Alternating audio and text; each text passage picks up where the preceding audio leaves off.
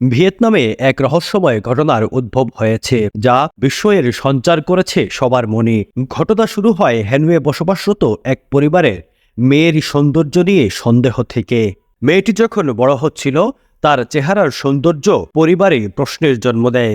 তার চেহারা কোনোভাবেই বাবা মায়ের সঙ্গে মিল ছিল না। মেয়ের বাবা ক্রমাগতই সন্দেহ করতে থাকেন যে হয়তো তিনি মেয়ের আসল পিতা নন এবং ডিএনএ পরীক্ষা করানোর ইচ্ছা প্রকাশ করেন।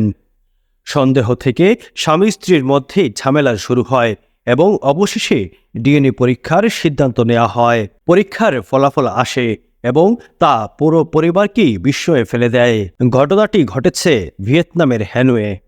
লেন নামের এই কিশোরী একটি স্কুলে পড়াশোনা করতে গিয়ে এক সহপাঠীর সাথে জন্মদিন একসাথে হওয়ায় তার মায়ের মনে সন্দেহ জাগে।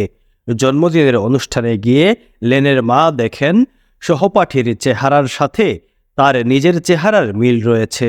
এতে সন্দেহ আরও বেড়ে যায় এবং উভয় পরিবারই ডিএনএ পরীক্ষার সিদ্ধান্ত নেয়।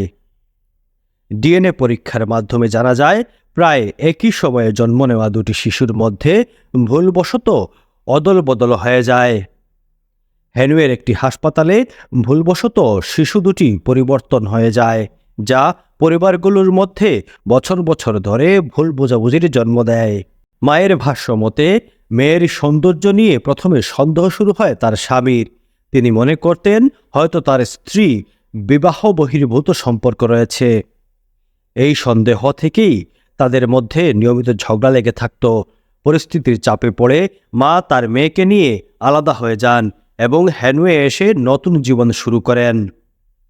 একটি ডিএনএ পরীক্ষা বদলে দিল দুটি পরিবারকে।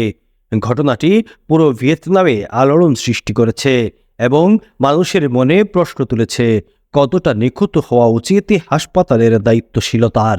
Desk news, DSM।